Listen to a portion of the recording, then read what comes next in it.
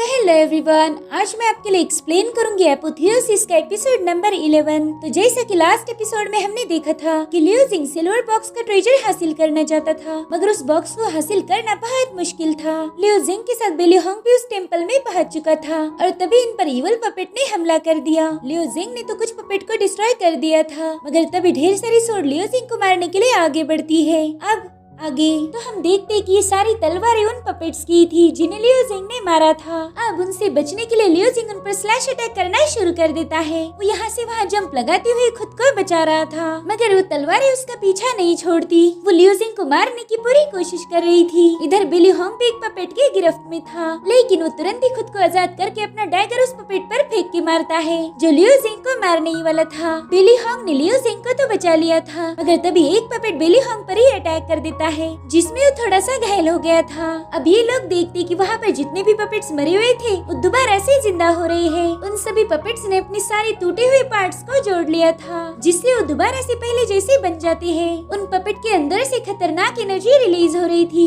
जिसे देखकर ही दोनों भी बहुत डर जाते हैं। उन पपेट्स ने इन्हें चारों ओर से घेर लिया था। तभी बिली होंग लियो जिंग को बताने लगता है कि भाई वहाँ पर एक सिल्वर ट्रेजर का बॉक्स है और उस पर कुछ जेम्स लगे हुए थे। मेरे ख्याल से वो जेम्स ही इन पपेट्स को एनर्जी प्रोवाइड कर रहे हैं, तो अगर हमें इन्हें मारना है तो हमें उन जेम्स को डिस्ट्रॉय करना पड़ेगा। सिवाय इसके इन्हें मारने का कोई ऑप्शन नहीं है। और अब तक तो पपेट इनके बहुत पास आ चुके थे। लियो जिंग कहता है मैं एक काम करता हूँ, तुम्हें मैं यहाँ से बाहर फेंकूंगा। जिस पर बिली होंग कहता है भाई तुमने तो मेरे मुंह की बात छीन ली, मैं भी तुमसे यही बोलने वाला था कि मुझे यहाँ से बाहर फेंक के तुम इन पपेट के साथ फाइट करो। और अब तो पपेट इन पर हमला करने इनके बहुत पास आ चुके थे। तभी मौका देखकर लियो जिंग बिली होंग को उठाकर दूर फेंक देता है। बिली होंग हवा में था। वो कह रहा था यार लियो जिंग भाई, मैंने तो तुम्हें टेम्पल से बाहर फेंकने के लिए बोला था, मगर तुमने तो मुझे उसी बॉक्स के पास भेज दिया। भाई मैं तुम्हें एक बात बोलता हूँ, प्लीज बुरा मत मानना, तुम एक नंबर के कमीने हो। जिसके बाद वो सीधा सिल्वर बॉक्स के सामने पटक गया था। दरअसल लियो जिंग ने उसे जेम्स को डिस्ट्रॉय करने के लिए वहाँ भेजा था और इधर लियो जिंग अकेला ही उन सारे पपेट का सामना करता है। उसने तुरंत ही अपने ड्रैगन स्केल पावर को एक्टिवेट कर दिया था, जिसके बाद वो अपनी जबरदस्त थंडर की पावर से जमीन पर एक पंच मारता है, जिससे वहाँ की जमीन टूटकर बिखरते हुए पपेट को हवा में उछाल देती है। फिर थोड़ी देर हवा में सैर करने के बाद वो दोबारा से जमीन पर पटक जाते हैं। इस अटैक में उनके बॉडी पार्ट्स टूटकर बिखर गए थे। अब लियो जिंग बिली होंग से कह रहा था कि भाई सिल्वर बॉक्स का खजाना हम आधा आधा बांट लेंगे।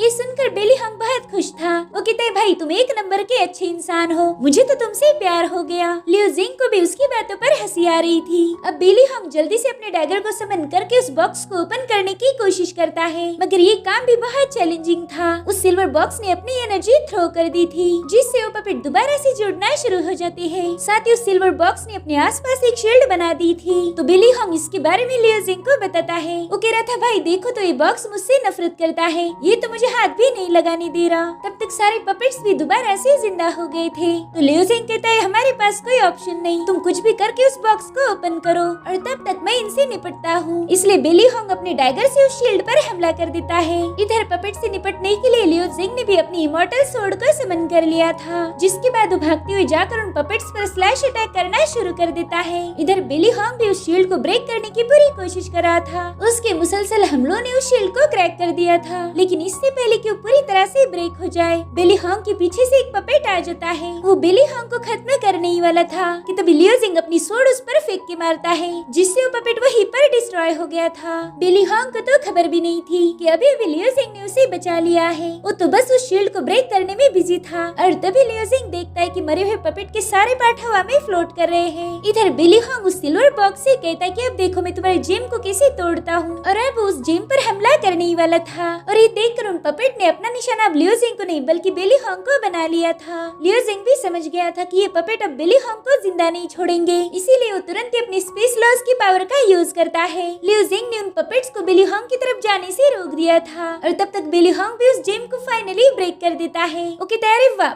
फाइनली मैंने इसे तोड़ दिया। और तभी उसकी नजर लियो जिंग पर जाती है। लियो जिंग तब तक बहुत कमजोर हो चुका था, इसलिए बिली होंग जाकर उसे संभालने लगता है। वो उससे पूछता है कि भाई तुम्हें क्या हो गया, अभी तक तो तुम ठीक थे। अब वो जल्दी से लियो जिंग को एक एलिक्सर पिल खिला देता है। लियो जिंग की हालत पहले से बहुत ज्यादा खराब हो गई थी, जिस वजह से बिली होंग बहुत घबरा जाता है। वो कह रहा था भाई प्लीज उठ जाओ, अगर तुम ना होती तो ये बॉक्स हमें कभी नहीं मिलता। अब वो लियो जिंग को पकड़ के ही कह रहा था कि भाई प्लीज उठ जाओ, अगर तुम उठ गए तो सारा ट्रेजर बॉक्स तुम्हें मिलेगा, मुझे उसमें से कुछ नहीं चाहिए, बस प्लीज उठ जाओ। और तभी लियो जिंग उसके मुंह पर हाथ लगाकर कहता है कि प्लीज अपना मुंह बंद करो, तुम्हारी बातों से मुझे और तकलीफ हो रही है। अब लियो जिंग उसे बताता है कि तुम्हें घबराने की जरूरत नहीं, मैंने स्पेस लॉस का यूज किया था, उस टेक्निक में ढेर सारी पावर ड्रेन होती है और इसी वजह से मैं कमजोर पड़ गया था, लेकिन अब मैं पूरी तरह से ठीक हूँ। चलो फाइनली हमने सिल्वर ट्रेजर बॉक्स को हासिल किया, अब उसके अंदर का खजाना हम आधा आधा बांट लेंगे। लेकिन बेली होंग इसके लिए मना कर देता है। वो कह रहा था भाई तुमने इसके लिए बहुत मेहनत की है, तुमने अपनी जान पर खेल के इस बॉक्स को हासिल किया, अगर इसमें से आधा हिस्सा मैं लूंगा तो फिर मेरे जैसा बेशरम कोई नहीं। अब वो इरिटेट होकर कह रहा था कि मैं बेली होंग किसी काम का नहीं हूँ। लियो जिंग भाई ये ट्रेजर बॉक्स तुम्हारा है और हाँ प्लीज इसे मेरे सामने ओपन मत करना, नहीं तो मेरी नीयत खराब हो जाएगी। इतना कहकर वो जल्दी से वहाँ से भाग जाता है। जिसके बाद लियो जिंग ने उस ट्रेजर बॉक्स को ओपन कर दिया था, उसमें से तुरंत ही गोल्डन स्क्रॉल बाहर आ जाता है।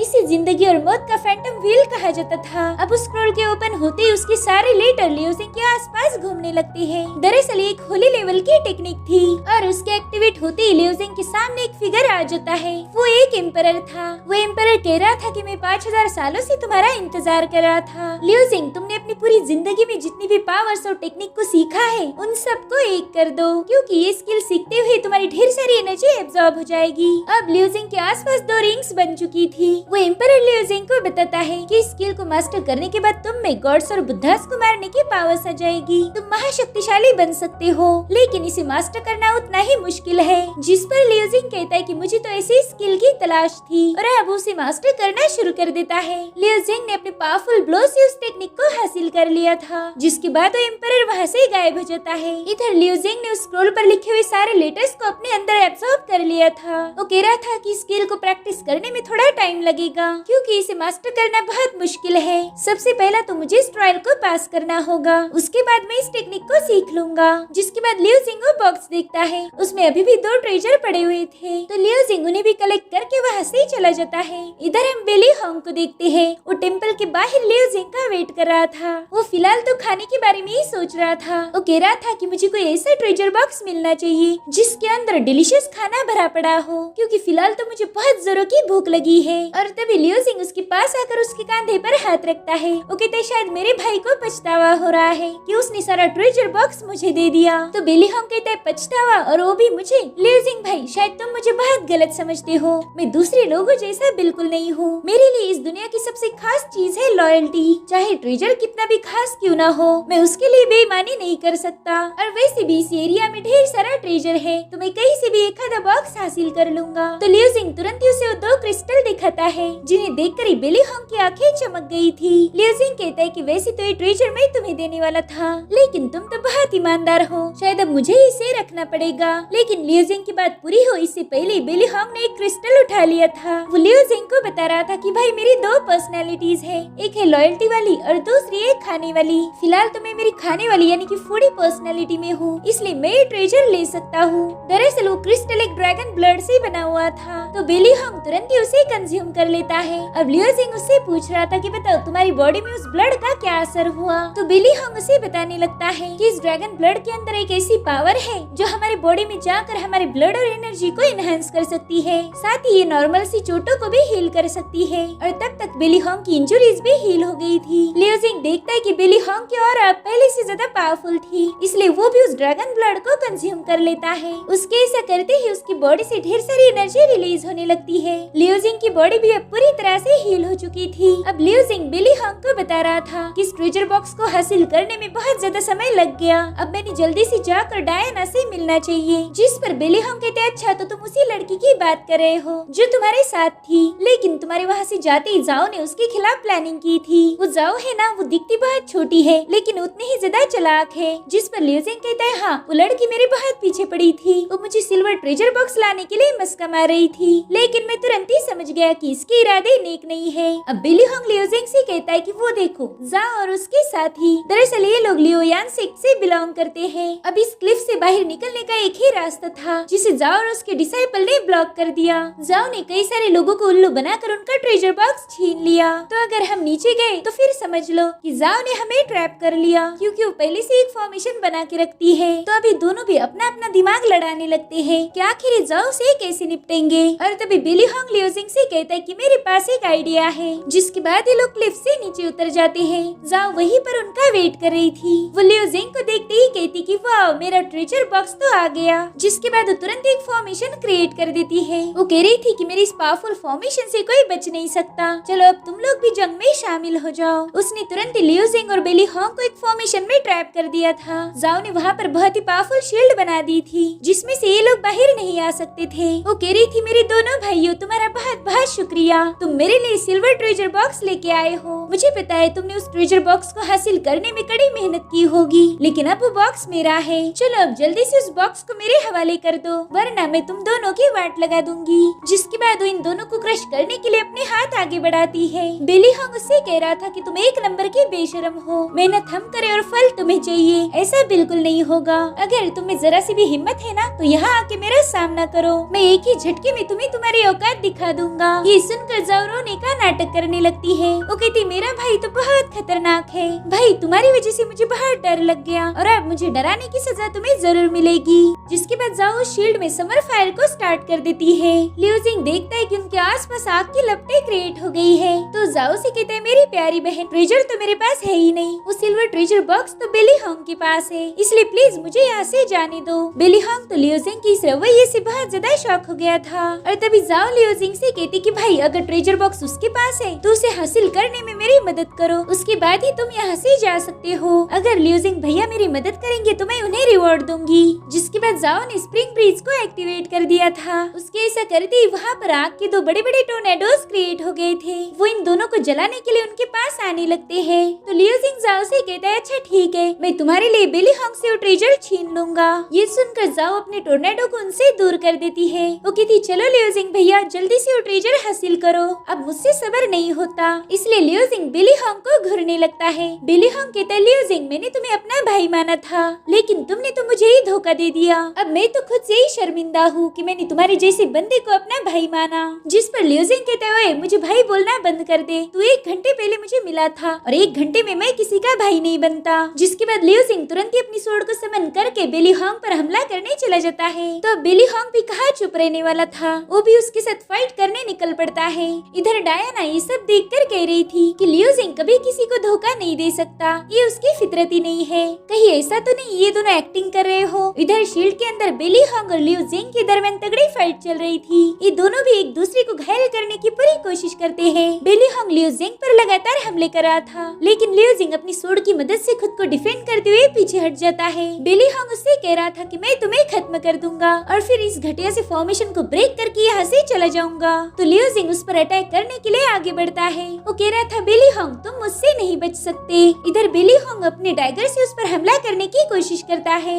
मगर लियोजिंग उसके अटैक से बच चुका था। वो कहता है जल्दी से सिल्वर बॉक्स मेरे हवाले कर दो। अब इन दोनों के दरमियान ऐसी फाइट चल रही थी और तभी बिली हॉन्ग लियोजिंग की पीठ में एक लात मार के उसे सीधा फायर टोर्नेडो में ढकेल देता है। जिसके बाद बिली हॉन्ग हंसते हुए कह रहा था कि देखा मेरा कमाल, मैंने कहा नहीं था कि तुम मुझसे नहीं बच सकते। इधर लियोजिंग जोर जोर से चिल्लाने लगता है क्योंकि उसकी पूरी बॉडी पर आग लग गई थी। वो मदद के लिए पुकार रहा था और ये देखकर डायना कहती कि अब तो मुझे पक्का यकीन हो चुका है कि लियोजिंग और बिली हॉन्ग नाटक कर रहे हैं। लियोजिंग तो लावा से भी जिंदा बाहर निकल सकता है, तो भला ये मामूली सी फायर उसका क्या ही बिगाड़ लेगी। मगर उसे लियोजिंग की जलने वाली एक्टिंग देख के बहुत मजा आ रहा था। वही दूसरी तरफ हम जाओ को देखते हैं जिसे ड्रामा बिल्कुल हकीकत लग रहा था। वो कहती पता चले मेरे ट्रेजर बॉक्स के चक्कर में ये दोनों मारे जाए, अगर इनमें से एक को भी कुछ हो गया तो मैं बुरी फंस जाऊंगी। इसलिए वो जल्दी से स्प्रिंग ब्रीज और समर फायर को खत्म कर देती है। उसके ऐसा करते वो फायर टोर्नेडो गायब हो गया था। लियोजिंग भी वहीं पर बेहोशी की हालत में पड़ा हुआ था। अब बिली हॉन्ग जल्दी से जाकर ये चेक करता है कि लियोजिंग जिंदा है या मर गया, और तभी उसे पता चलता है कि लियोजिंग की सांसें नहीं चल रही। इसीलिए वो गुस्से में आकर जाओ से कह रहा था कि तुम्हारे ट्रेजर की लालच ने इस बंदे को मार दिया, लेकिन लियोजिंग तो मरने का नाटक कर रहा था। अब वो जल्दी से उठकर बिली हॉन्ग को जकड़ लेता है। अब बिली हॉन्ग को जकड़ा हुआ देखकर जाओ बहुत खुश हो जाती है। बिली हॉन्ग उन चेन्स को तोड़ने की पूरी कोशिश कर रहा था, लेकिन वो बहुत ज्यादा पावरफुल थी। वो कहता है कि ये चेन्स मेरा ट्रू एसेंस एब्जॉर्ब कर रही है। लियोजिंग प्लीज ऐसा मत करो, मुझे इससे तकलीफ हो रही है। जिस पर लियोजिंग कहता है कि ये मेरे ट्रू एसेंस के धागे हैं, एलिमिनेशन स्टेज वाले बंदे भी इससे बच नहीं सकते, तो तुम किस खेत की मूली हो। अब तुम्हारे पास कोई ऑप्शन नहीं, इसलिए जल्दी से वो ट्रेजर बॉक्स मेरे हवाले कर दो। तो बिली हॉन्ग कहता है कि तुम एक नंबर के कुत्ते इंसान हो, ये लो ट्रेजर बॉक्स और मुझे छोड़ दो। तो इस तरह से लियोजिंग ने बॉक्स हासिल किया था। ये देख कर जाओ तो बहुत खुश हो जाती है। वो कहती मेरा लियोजिंग भैया कितना हैंडसम है, ओए होए इसके एब्स कितने मस्त है, मुझे तो इससे प्यार ही हो गया। जिसके बाद वो लियोजिंग से कहती कि चलो अब जल्दी से वो बॉक्स मेरे हवाले कर दो। जिस पर लियोजिंग कहते हैं नहीं, पहले तुम्हें इस फॉर्मेशन को ब्रेक करना होगा, मैं पहले ही बुरी तरह से घायल हो चुका हूँ, इसलिए जल्दी से मुझे यहाँ से बाहर निकालो। मगर जाओ ऐसा करने से मना करती है। वो कहती लियोजिंग भैया तुम मुझे भी धोखा दे सकते हो, लेकिन मैं तो एक नंबर की मासूम हूँ, मुझे किसी से झूठ बोलना नहीं आता, इसलिए मेरा यकीन करो, पहला मुझे वो ट्रेजर बॉक्स दो और फिर मैं फॉर्मेशन गायब कर दूंगी। तो लियोजिंग कहते हैं ठीक है, ये आखिरी बार है जो मैं तुम्हारी बात मान रहा हूँ। तो जाओ तुरंत ही उस फॉर्मेशन में जरा सी जगह बना देती है जिसमें से वो ट्रेजर बॉक्स बाहर निकल पाए। इधर लियोजिंग अपने ट्रूसेंस की थ्रेड से उस बॉक्स को बांधकर जाओ की तरफ भेजने लगता है, लेकिन जैसे ही जाओ उस बॉक्स को टच करती है तभी लियोजिंग अपनी स्पेस लॉ का यूज करके उस छोटी सी जगह से बाहर आ जाता है। वो जाओ के एकदम करीब आ गया था, इसलिए जाओ डर के मारे पीछे हट जाती है। इस फॉर्मेशन को बाहर से ही तोड़ा जा सकता था, इसलिए लियोजिंग अपना पाव पटक कर अपनी पावर से उस फॉर्मेशन को ब्रेक कर देता है। जिसके बाद उसने बिली हॉन्ग को भी आजाद कर दिया था। जिसके बाद वो जाओ के पास जाकर कहता है कि कैसा लगा तुम्हें हमारा ड्रामा, और फिर वो जाओ के माथे पर एक टिचकी मार के उसे नीचे गिराने लगता है। जाओ बड़ी ऊंचाई से नीचे गिर रही थी, लेकिन इससे पहले कि वो जमीन पर हिट हो जाए वो जल्दी से अपनी फ्लाइंग कारपेट को समन कर लेती है। जिसके बाद उसी जादुई कालीन पर बैठ के वहाँ से भागने लगती है। वो कह रही थी कि मैं जल्दी तुम्हें सबक सिखाऊंगी, और तभी डायना जाओ पर हमला कर देती है। उसने अपने आइस क्रिस्टल से उस जादुई कालीन को चपेट लिया था, इसलिए जाओ को अपनी कारपेट वही छोड़कर भागना पड़ जाता है। अब वो कारपेट डायना के पास आ चुकी थी। डायना कह रही थी कि कारपेट मुझे बहुत पसंद आई, इसलिए जाओ से मैंने इसे छीन लिया, और तभी बेली हॉन्ग उससे मिलने आ जाता है। वो कहता है हाय डायना कैसी हो तुम, देखो मेरा नाम है बेली हॉन्ग और मैं लियोजिंग का मुंह बोला भाई हूँ। और तभी लियोजिंग वहाँ पर कूद जाता है। वो कह रहा था डायना मुझे तो लगा तुम चली गई होंगी, लेकिन डायना तो उसे देखते ही अपना मुंह फेर लेती है। वो कह रही थी कि तुमने कपड़े नहीं पहने, बताओ कितने बेशरम हो तुम। तो लियोजिंग कहता है मैं तो भूल ही गया, रुको मैं अभी आता हूँ। अब डायना बेली हॉन्ग से पूछ रही थी कि तुमने जो बॉक्स जाओ को दिया है उसमें ट्रेजर नहीं है ना। जिस पर बेली हॉन्ग कहता है अरे ऑफ कोर्स उसमें ट्रेजर है, और वो ट्रेजर जाओ को बहुत बड़ा सरप्राइज देने वाला है। इधर जाओ इन लोगों से बहुत दूर आ चुकी थी, उसे लग रहा था कि मैंने तो इन सबको उल्लू बना दिया। जिसके बाद वो जल्दी से उस ट्रेजर बॉक्स को बाहर निकाल लेती है। वो उसे खोलने के लिए बहुत ज्यादा एक्साइटेड थी, क्योंकि उसे पता था कि इसमें उसे खास ट्रेजर मिलेगा।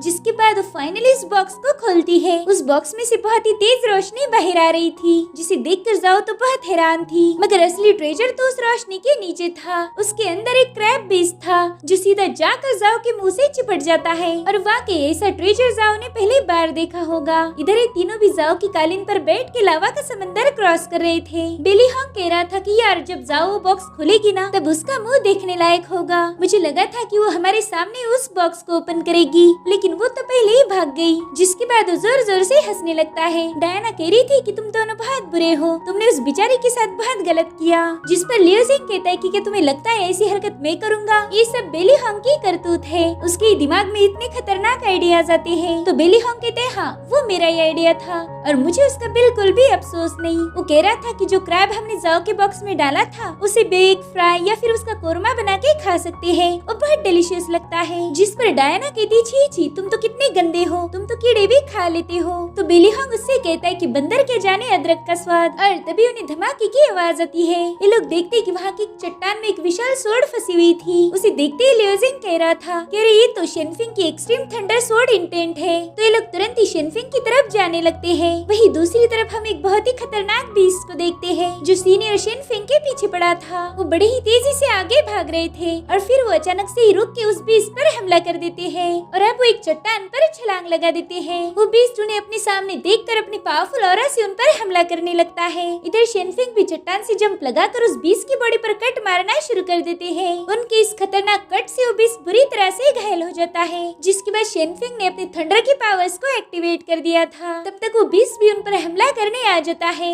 लेकिन सीनियर शेनफिंग तुरंत ही उस पर वो थंडर बरसा देते हैं। उन्होंने उस बीस्ट को बहुत ही दर्दनाक मौत दी थी, जिसके बाद वो बीस्ट सीधा लावा की नदी में गिर जाता है। मगर शेनफिंग को पता था कि अभी भी वो बीस्ट जिंदा है, इसीलिए उस लावा की नदी को गौर से देखने लगते हैं। और इसी के साथ एपिसोड भी यहीं पर एंड हो जाता है। Thank you so much for watching. Bye bye, take care.